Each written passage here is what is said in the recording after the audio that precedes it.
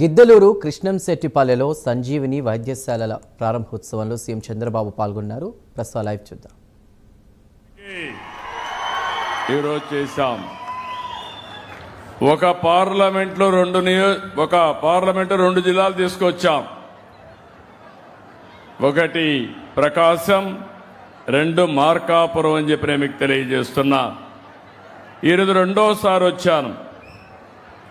ఈరోజు ఇక్కడ దారిలో వస్తా ఉంటే చూశాను, చిన్న పిల్లల దగ్గర నుంచి పెద్దవాళ్ళ దగ్గర నుంచి నాకు ఇష్టమైన మా తెలుగింటి ఆడపడుచుల దగ్గర నుంచి యువత అందరూ కేరింతలు కొడుతున్నారంటే ఇదే నేను కోరుకుంటున్నా. మీ ఆశీర్వాదాలు మా అందరికీ కొండంత బలం. మీరు ఎప్పుడూ ఇదే విధంగా దీవిస్తూ ఉంటే ఎక్కడికక్కడ సంపూర్ణ సమైక్యతను చాటుతూ ఉంటే మేము కొండనైనా ఢీకొనే శక్తి మాకు వస్తుందని మరొకసారి మీకు విజ్ఞప్తి చేస్తున్నాను. ఈరోజు రెండు పవిత్రమైన కార్యక్రమాలు ఇక్కడికి వచ్చాను. సంజీవనితో సంపూర్ణ ఆరోగ్యం, అన్నదాతకి సాగునీటితో ఆదాయం పెంచే రెండు కార్యక్రమాలు కేఎస్ పల్లికి వచ్చాను. నా జీవితంలో ఎన్నో కార్యక్రమాలు చేస్తాం, కానీ ఇలాంటి కార్యక్రమాలు చేసినప్పుడు ఉండే ఆనందం ఎందులో రాదని చెప్పి కూడా నేను మీకు తెలియజేస్తున్నా. మీ అందరూ ఆ రోజు ఒకటి ఆలోచించారు, నేను జననేత అధినేత జనసేన అధినేత పవన్ కళ్యాణ్ గారు ఇద్దరం కలిశాం. అదే మాదిరిగా నరేంద్ర మోడీ గారు బీజేపీలో కూడా కలిసి ఎన్డీఏ ఏర్పాటు చేశాం. ఆ రోజు చెప్పాం, ఈరోజు చెప్తున్నాను, మేము ఒక స్వార్థంతో కలవలేదు. ఈ రాష్ట్రాన్ని పునర్నిర్మాణం చేయాలని, పూర్వ వైభవం తేవాలని, మీ జీవితాలు బాగు చేయాలని ఏకైక లక్ష్యంతో కలిసాం. ఆ పనే చేస్తున్నాం.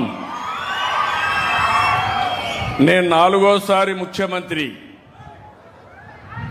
ఎన్నో ఇబ్బందులు చూశాను, ఎన్నో సమస్యలు పరిష్కారం చేశాను. కానీ ఈ 4వ ముఖ్యమంత్రి నేను ఎంత లోతుకు పోతే అంత అఘాతమే కనపడుస్తా ఉంది నాకు. 10 లక్షల కోట్ల రూపాయల అప్పు, అధికార యంత్రాంగం నిర్వీర్యమైపోయింది. రాష్ట్రంలో ఎక్కడ చూసినా లా అండ్ ఆర్డర్ సమస్య. ఈరోజు నేను అడుగుతున్నా, మీరు ఇంత ఉత్సాహంగా ముందుకొచ్చారు, ఇంత ఆనందంగా కేరింతలు కొడుతున్నారు. 1924 ఒక్క మీటింగ్లో ఎక్కడైనా ఇలాంటి వాతావరణం కనపడిందా అని మిమ్మల్ని అడుగుతున్నా. అది ఒక్క వ్యత్యాసమే చాలు, అప్పటికి ఇప్పటికీ మార్పు. ఈరోజు మీరందరూ చూస్తే ప్రతి ఒక్కరి ఆస్తికి కానీ ప్రాణాలకు కానీ, అదే మరిగా ఆ రోజు చెప్పాను, ఎవడైనా మా ఆడబిడ్డల జోలుకొస్తే అదే చివరి రోజుగా ఉంటుంది, గుర్తుపెట్టుకోమని హెచ్చరించాను. నాకు కూడా కొన్ని సవాళ్లున్నాయి. ఒక పక్క గంజాయి బ్యాచి, ఒక పక్క బ్లేడ్ బ్యాచి, ఇంకో పక్క దానికి నాయకత్వం గొడ్డలి పార్టీ. రాబందుల మారిగా వెయిట్ చేస్తా ఉంటారు. మీకు అందరికీ తెలుసు, ఏది జరగకపోయినా దానికి చాలా తెలివైన నేరాలు చేసే దిట్టలు వీళ్ళు. అలాంటివన్నీ చేస్తారు. అలాంటివి అధిగమించి నేను అనుకున్న లక్ష్యానికి పనిచేస్తున్నా. ఈరోజు మా ఆడబిడ్డలను చూస్తే తల్లికి వందనం, ఎంతమంది పిల్లలుంటే అంతమందికి 15,000 వేసే ఘనత ఒక ఎన్డీఏకే దక్కింది. 2 స్త్రీ శక్తి.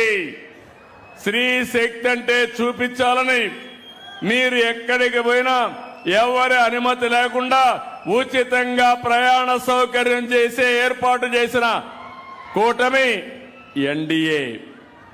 ఒకప్పుడు దేవాలయాలకు పోవాలంటే భర్తలు గాని తల్లిదండ్రుల అనుమతి అవసరం. ఇప్పుడు జల్సాగా అన్ని దేవాలయాలు కళకళలాడుతున్నాయి. అలాంటి మంచి కార్యక్రమానికి శ్రీకారం చుట్టాం.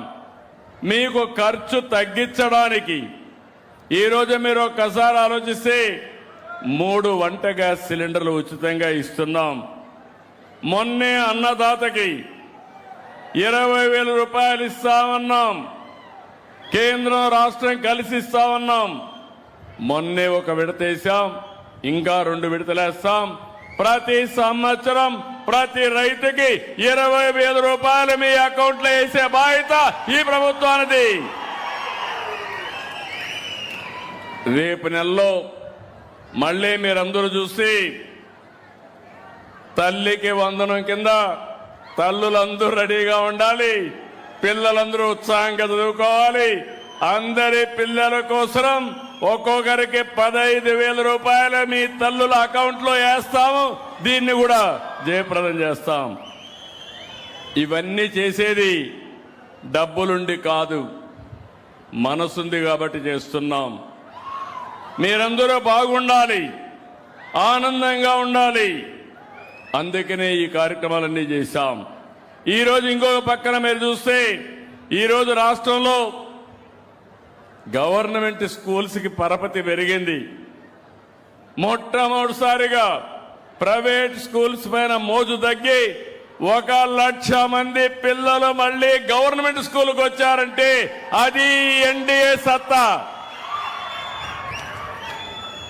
ఇలాంటి అనేక వినూత్నమైన కార్యక్రమాలతో ముందుకు పోతున్నాం. ఈరోజు నేను ఇక్కడికి వచ్చినప్పుడు సంజీవని ఒక వినూత్నమైన కార్యక్రమాన్ని తీసుకొచ్చాను.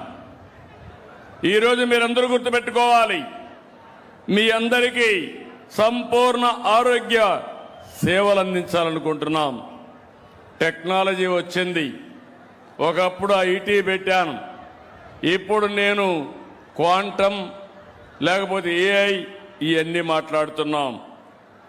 అయితే ఒక విషయం మీరు గుర్తుపెట్టుకోవాలి, ఒక వ్యక్తికి డబ్బు, పదవి, హోదా, కార్లు, బంగళాలు అన్నీ ఉన్నాయి, కానీ ఆరోగ్యం లేదు. ఏం చేసుకుంటాడని నేను అడుగుతున్నా. తినాలంటే తినలేడు, తింటే మళ్ళీ హాస్పిటల్కి పోవాలి. అలాంటప్పుడు మనం సంతోషంగా ఉండాలంటే మీ అందరి ఆరోగ్యం బాగుండాలి. మీ ఆరోగ్యం కోసం, రాష్ట్రంలో ఉండే ప్రతి ఒక్కరి ఆరోగ్యం కోసం సంజీవని ప్రాజెక్టు తీసుకొచ్చాం. ఈరోజు మీరు గుర్తుపెట్టుకుంటే ప్రపంచంలో ఉండే ఆరోగ్య